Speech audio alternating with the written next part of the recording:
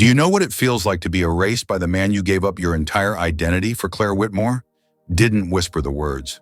She spat them quietly, but with the weight of 1,000 silent heartbreaks. In that moment, she wasn't the polished billionaire heiress the world now feared. She was the woman who once stood in a dimly lit kitchen, holding a plate of pasta she'd cooked with love, as her husband handed her divorce papers like she was a failed assistant. And yet that was only the beginning. Because what Ethan Cross didn't know was that the woman he threw away like a coupon clipping had once owned half of Manhattan. She had buried that version of herself for love. She had chosen a modest life, a quiet house in Vermont, and a future built on devotion rather than legacy. But the night he left her for a wealthier woman, Claire made a decision that would change everything, not just for her, but for everyone who underestimated her. Stay with us, because what Claire did next didn't just shatter her past. It rewrote the rules of power, revenge, and redemption. And by the time you reach the end, you might not know whose side you're on. "You're not enough for the life I want," Ethan said without even looking at her. "You're just comfortable, and I'm done with comfortable." The words sliced through Claire Whitmore like ice through flesh. She stood frozen in the dining room of their quaint two-story home in Rosewood, Vermont, her hands still trembling as they rested on the back of a chair. The table was set with candles flickering gently, pasta handmade from scratch, and a bottle of Chianti, everything carefully planned for their 7th wedding anniversary. She wore the simple blue dress Ethan once said reminded him of his favorite sky, but now he wouldn't even meet her eyes. Instead, he dropped a thick ivory envelope on the table like a bomb. Inside, divorce papers. Claire tried to speak, but her voice failed. Her heart pounded so loudly she couldn't even hear herself breathe. 7 years. 7 years of living modestly, of hiding who she really was. All for this man, this illusion. He loosened his tie with a self-satisfied smirk. "Vanessa Aldridge," he said with reverence, "gets me. Her family understands ambition. Her father just made me a senior partner in his new firm." Claire blinked. Vanessa Aldridge. The name choked out of her like smoke. "You should be happy for me," he said, pacing around the room like a performer on stage. "This is my big break. And you? Well, you can keep the house. It's got some equity left. Should be enough for someone with simple needs." Simple needs. The insult hung in the air louder than any scream. To him, she wasn't a woman. She was a footnote, a placeholder, a forgotten accessory he thought he could discard without consequence. She looked at the papers. The legal language was clean, clinical, and brutal, irreconcilable differences. No explanation, no fight, just exit stage left. Her voice trembled as she finally spoke. "I gave you everything." Ethan laughed, sharp and humorless. "You didn't give me anything, Claire. That's the problem." He picked up a new sleek aluminum briefcase, definitely not the worn leather one she bought for him 5 years ago, a gift no doubt from Vanessa. He turned at the doorway, pausing only to deliver the final blow. "Maybe you'll find peace working at that little library you love so much. It suits you." Then he left, quietly, efficiently, without ever looking back. Claire stood alone in a room filled with flickering candlelight, her pasta cooling on the table, and her world turned to dust. But what Ethan didn't know, what no one knew, was that the woman he just discarded wasn't the poor, quiet housewife he thought she was. Claire Whitmore was the sole heir to Whitmore Industries, a multinational empire worth over $200 billion. The same empire whose fingerprints touched energy, finance, biotech, and artificial intelligence. The same name her husband never bothered to look up because he never suspected his wife, who clipped grocery coupons and drove a beat-up Subaru, might secretly own half of Wall Street. She had spent the past 7 years in self-exile, trying to understand what life meant without power, wealth, or legacy. She had chosen Ethan because he made her feel like a real person. He was passionate, charismatic, ambitious, a man who seemed to see her, not her last name. But that was a fantasy. Now reality cracked open. That night, Claire sat alone for hours, staring at the untouched food, at the flickering candles melting into stumps. Her heart had been shattered, but in the space left behind, something else began to grow. Not sadness, not despair. It was fury, cold, controlled, and ancient.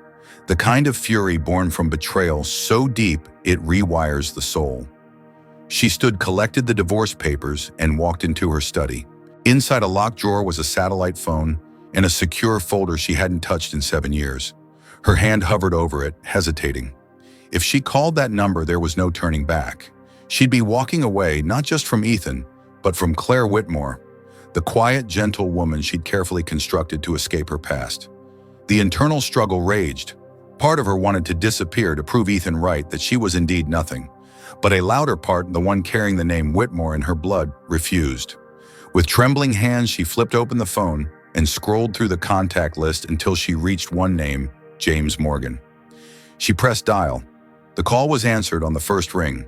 Miss Whitmore, the familiar voice of the family's longtime legal guardian, said calm and crisp. "Are you ready?" Her voice came out colder than she expected.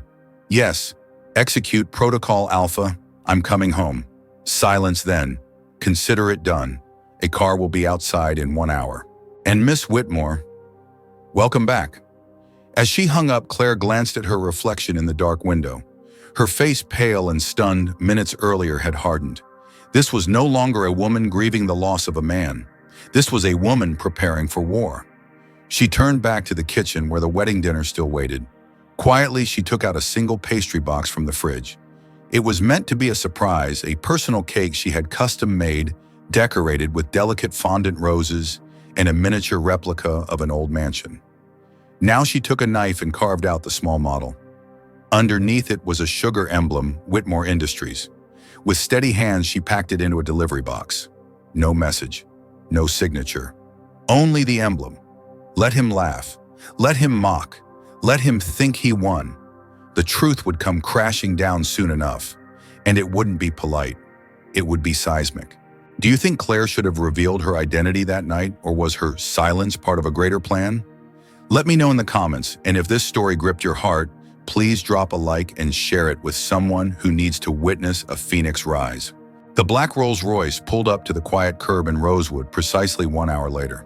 The sleek machine glistened like a specter from another world, utterly out of place among the modest homes and sleepy sidewalks. Claire Whitmore, no longer hidden behind baking trays and grocery store coupons, stepped outside without a single bag. She didn't need one. Everything she'd ever owned in that house had just become irrelevant. A man in a tailored charcoal suit opened the car door with precision. "Miss Whitmore," he said with a respectful nod. Claire didn't flinch. "Drive." As the car pulled away from the small house she once called home, she didn't look back. Not at the porch where she waited in the rain for Ethan to come home from work. Not at the garden she planted with her bare hands. Not even at the windows still glowing with the soft light of candles she'd lit hours before. By the time the car reached the private airstrip just outside Boston, she had already transformed internally. The hurt still lived deep in her chest like a phantom ache, but something else had taken root purpose. The jet waiting for her belonged to Whitmore Industries, her jet. For years it had stood grounded under an alias like a crown locked away. Now it was ready. The door hissed open. A flight attendant offered her a glass of champagne. Claire declined. Her mind was too sharp, too alert. She needed clarity, not comfort. The flight to New York was short, but long enough for her to receive the first update from James Morgan. "The divorce papers," he said through the encrypted line. "He filed them, but I intercepted them before they reached the court. We will file our own under adultery, manipulation, and economic fraud.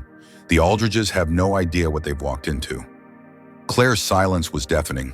James hesitated, then added, "Charles Aldridge has been quietly buying into Whitmore's logistics division. Their new venture. It's an acquisition play masked as a romantic union. They're planning to strip you of your shares if they succeed." She didn't even blink. "Then let's make it impossible for them to breathe." By the time she stepped into the penthouse suite of the Whitmore Tower overlooking Central Park, the transformation had begun. Stylists, strategists, security. They moved with the speed and discipline of a covert military team. The quiet wife from Vermont was systematically erased. In her place emerged the ghost of the woman the world had once whispered about in boardrooms and Forbes profiles, Claire Whitmore, the heiress who vanished after her parents' sudden death. Now she was back, and she had no intention of knocking. 3 days later, Claire walked into the top-floor conference room of Whitmore Industries. The elevator doors opened with a low chime. 12 board members turned as one. They hadn't seen her in nearly a decade. Last time she was an 18-year-old orphan, too stunned to speak at her own inheritance hearing. This time she wasn't silent. "Gentlemen," she said, her heels clicking against the marble like gunfire. "Your vacation is over." She dropped a thick folder onto the table. It contained a detailed restructuring plan, a vision for the company's future, and a list of names executives who had profited from her absence. Not anymore. Some tried to object. One even laughed nervously. But Claire didn't raise her voice. She didn't have to. Her clarity was a weapon. Her stillness was terrifying. She concluded the meeting with just one sentence. "From this moment forward, we play offense." That same day, she called an emergency meeting with her legal and intelligence teams. At the center of the table, a dossier marked Aldrich Initiative. Inside it, Charles's secret accounts, shell companies, and evidence of insider trading going back 5 years. James had been gathering it slowly, methodically, just in case. Claire smiled for the first time in days. But her most audacious move came later that week. LogiNext, a rising logistics company based in Chicago, was in talks with Aldrich Capital. Claire undercut their offer by $600 million in cash. Overnight, the acquisition was hers. Ethan Cross never saw it coming. Neither did Charles. And when the headlines hit, Whitmore Industries acquires LogiNext in surprise megadeal, the boardrooms of Aldrich Capital erupted into chaos. Ethan's phone rang nonstop. He watched as Charles paced, pale and furious, barking orders and throwing folders across the room. The crown jewel of their expansion plan had been stolen clean and silent like a magician's trick. But this wasn't magic. It was vengeance by design. Later that night, Ethan sat alone in his penthouse, swirling a glass of bourbon, wondering who could have done this. The answer came like a whisper at the gala 2 nights later. The Met Museum's annual Stars of Industry Gala was the event of the year. Vanessa stood beside Ethan, radiant in a deep green gown, her fingers heavy with diamonds. For the first time since his divorce, Ethan felt like he'd arrived. Then the room went quiet. All heads turned. There she was. Claire descended the marble staircase like a goddess carved in steel and silk. Midnight blue dress, diamond collar. On her arm was Alexander Tanaka, tech billionaire and secret partner in Whitmore's restructuring plan. Gasps fluttered through the crowd. Whispers followed. "Is that?" It can't be, but it was. Claire didn't even glance at Ethan. Not a flicker of recognition. Not a trace of the woman who once made him pasta and kissed him goodnight. She walked past him as if he were invisible, and that more than anything broke him. But Claire wasn't here to gloat. Not tonight. Tonight was just the beginning. She was here to make one thing clear to the Aldriches, to Ethan, to the world: she wasn't just back. She was unreachable. We're sorry to pause the story here, but it's only about to get more intense. If you were in Claire's shoes, would you forgive, or would you finish what she started? Let us know below. And if this story pulled you in, please tap that heart and give it a like. Your support means everything.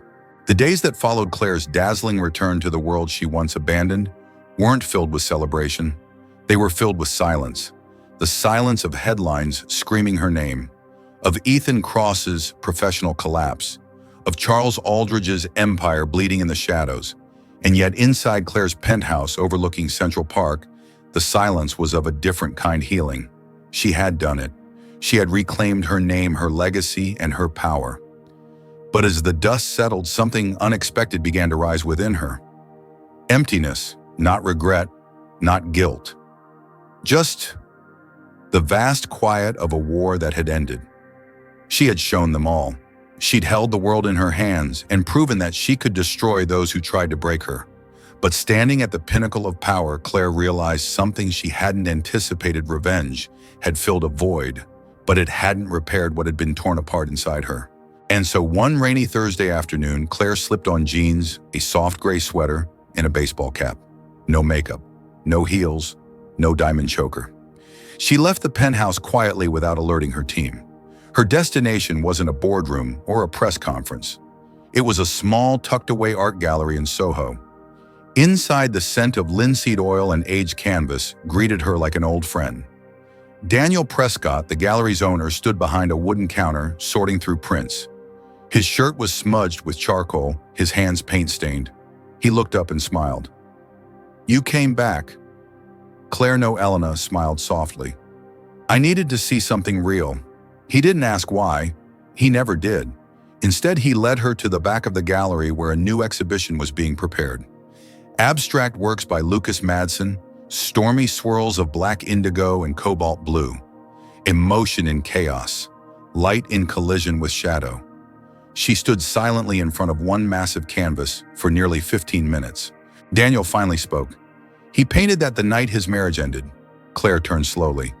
"And you kept it." "I kept it because it wasn't about pain," Daniel said. "It was about what comes after." That night, Claire didn't return to her penthouse. She and Daniel walked the rain-slick streets of Manhattan, two strangers wrapped in the warmth of conversation.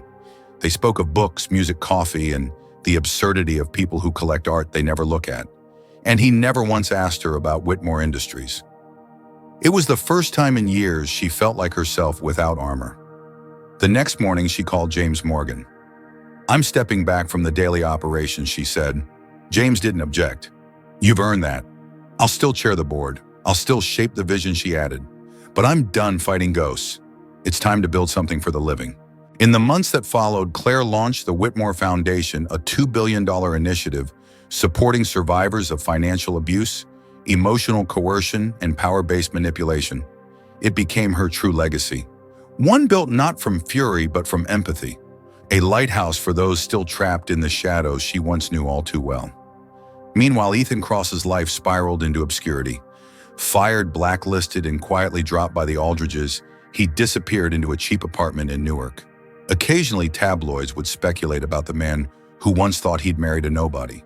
But Claire no longer cared.